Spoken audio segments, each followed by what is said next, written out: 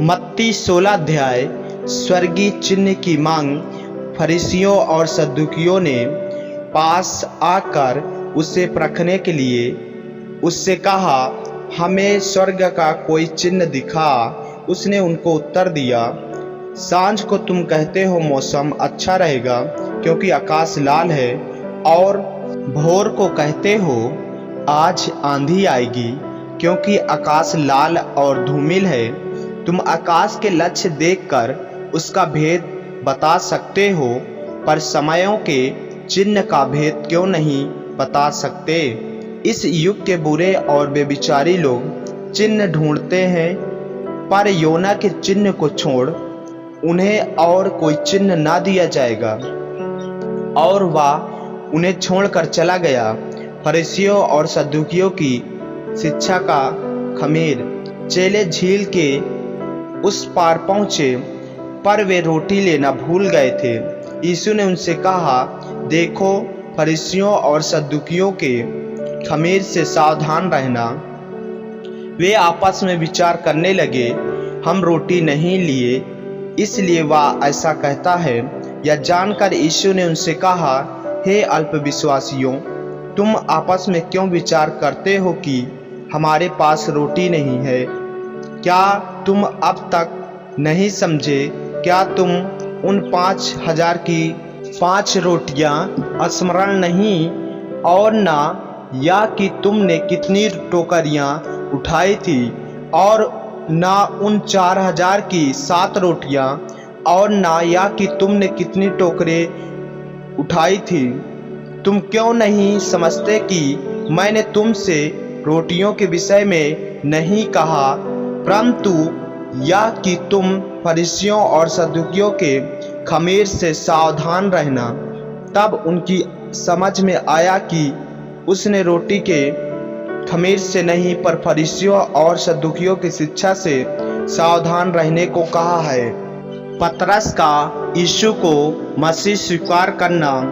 यीशु कैसरिया फिलिप्पी के प्रदेश में आया और अपने चेलों से पूछने लगा, लोग मनुष्य के पुत्र को क्या कहते हैं? उन्होंने कहा, कुछ तो यूहन्ना बपतिस्मा देने वाला कहते हैं, और कुछ इलिय्याह, और कुछ यिर्मयाह या भविष्यवक्ता में से कोई एक कहते हैं। उसने उनसे कहा, परंतु तुम मुझे क्या कहते हो? सिमोन पतरस ने उत्तर दिया, तू जीविते परमेश्वर का पुत्र मसीह है। यीशु ने उसको उत्तर दिया, हे सिमोन, योना के पुत्र, तू धन्य है, क्योंकि मांस और लहू ने नहीं, परंतु मेरे पिता ने जो स्वर्ग में है यह बात तुझ पर प्रकट की है। और मैं भी तुझसे कहता हूँ कि तू पतरस है, और मैं इस पत्थर पर अपनी कलीसिया बनाऊंगा, और अल्लोक के फाटक उस पर प्रबल ना होंगे। मैं तुझे स्वर्ग के राज की कुंजियां दूंगा, और जो कुछ तू पृथ्वी पर बांधेगा वह स्वर्ग में बंधेगा, और जो कुछ तू पृथ्वी पर खोलेगा वह स्वर्ग में खुलेगा। तब उसने चेलों को चिताया कि किसी से न कहना कि मैं मसीह हूँ। अपनी मृत्यु के विषय यीशु की भविष्यवाणी।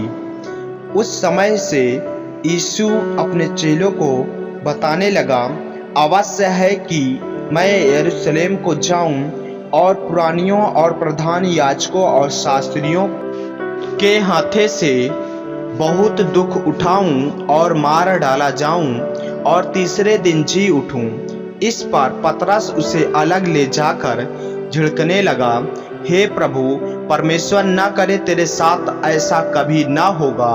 उसने मुड़कर पतरस से कहा, हे शैतान, मेरे सामने से दूर हो, तू मेरे लिए ठोकर का कारण है, क्योंकि तू परमेश्वर की बातों पर नहीं परंतु मनुष्यों की बातों पर मन लगाता है। यीशु के पीछे चलने का अर्थ। तब यीशु ने अपने चेलों से कहा, यदि कोई मेरे पीछे आना चाहे तो अपने आप का इनकार करे और अपना क्रूस उठाए और मेरे पीछे हो ले। क्योंकि जो कोई अपना प्राण बचाना चाहे वह उसे खोएगा, और जो कोई मेरे लिए अपना प्राण खोएगा वह उसे पाएगा। यदि मनुष्य सारे जगत को प्राप्त करे और अपने प्राण की हानि उठाए तो उसे क्या लाभ होगा? या मनुष्य अपने प्राण के बदले क्या देगा? मनुष्य का पुत्र अपने स्वर्गदूतों के साथ अपने पिता की महिमा में आएगा और उस समय वह हर एक को उसके कामों के अनुसार प्रतिफल देगा। मैं तुमसे सच कहता हूँ कि जो यहाँ खड़े हैं उनमें से कुछ ऐसे हैं कि वे जब तक मनुष्य के पुत्र को उसके राज्य में आते हुए ना देख लेंगे तब तक मृत्यु का स्वाद कभी न चखेंगे। आमीन। मेरे प्रियो, यदि आप इस चैनल पर नए हैं, यदि आपने अभी तक हमारे चैनल को सब्सक्राइब नहीं किया है तो हमारे चैनल को सब्सक्राइब करें और बेल आइकन के बटन को दबाएं ताकि वीडियो और ऑडियो रोजाना आप तक पहुंच सके। जय मसीह की। प्रभु आपको आशीष दें।